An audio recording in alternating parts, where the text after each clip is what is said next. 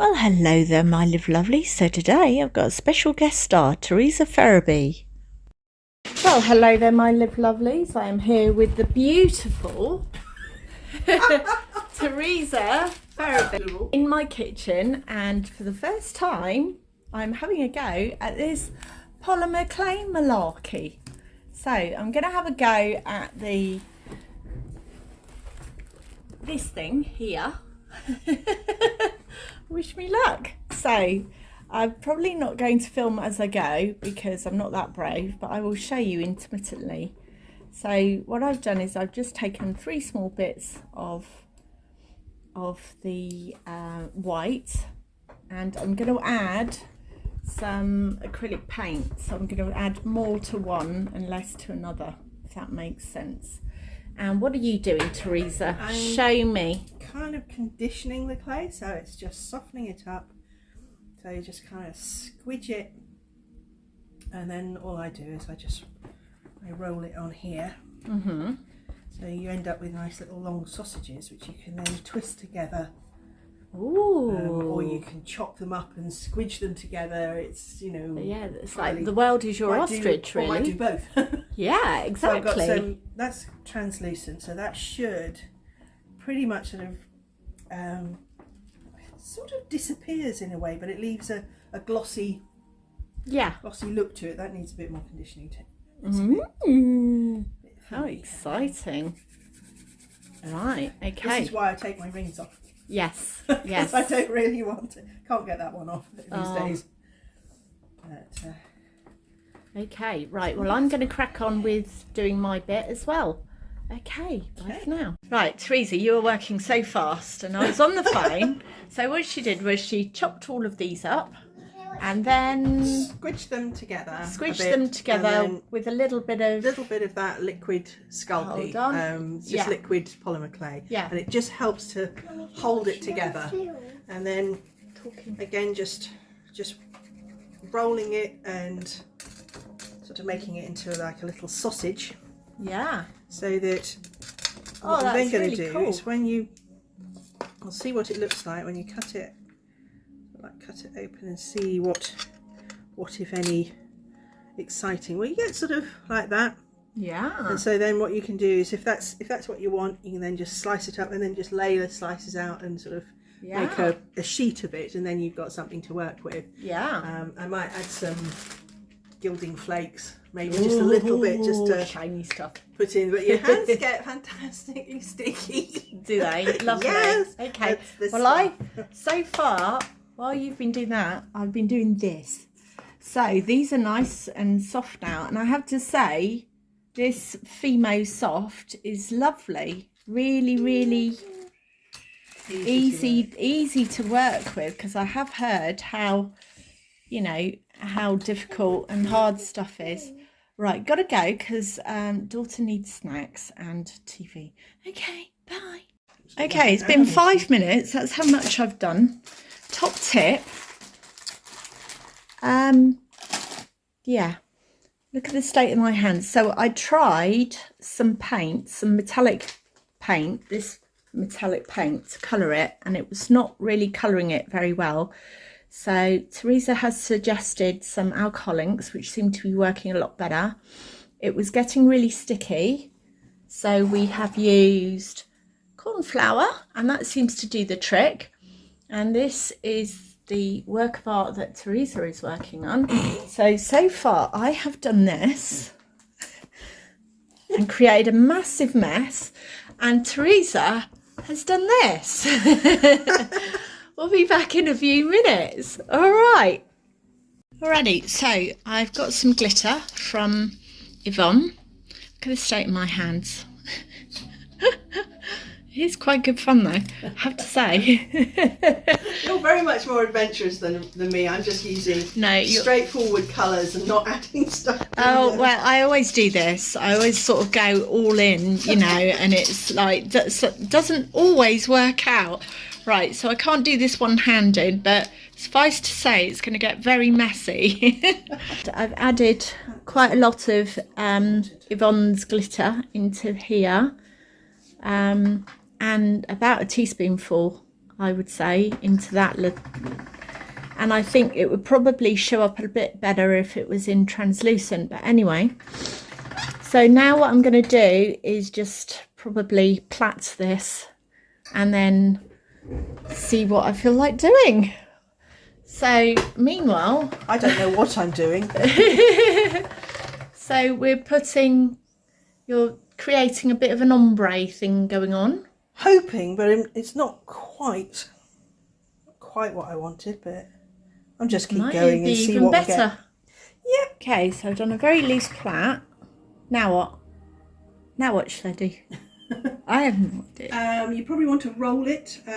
So with the roller, Yeah. so you flatten it.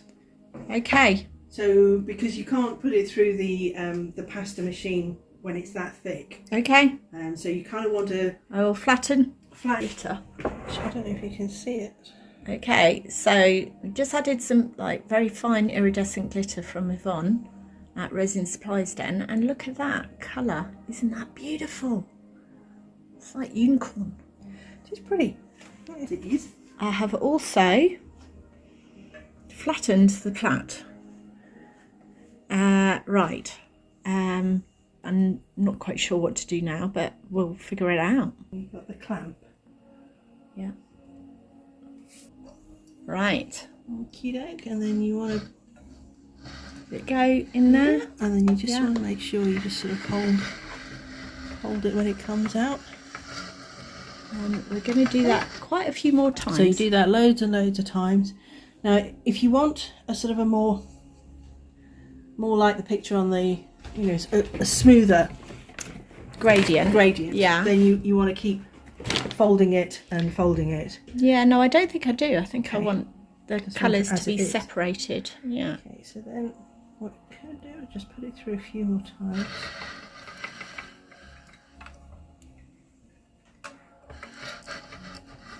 It's quite difficult.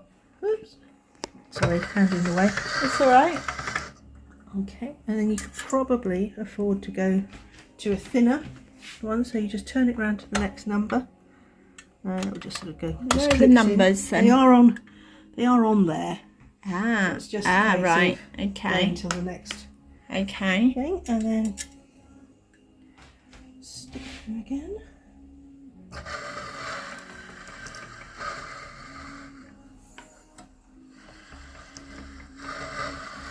Ooh, that looks really nice. So that looks absolutely beautiful.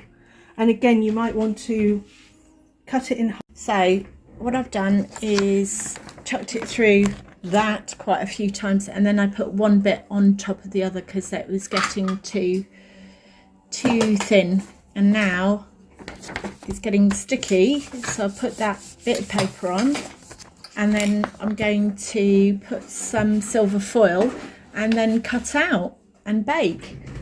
And this is what Theresa's been up to. Alrighty, so we will show you the finished result once we've baked.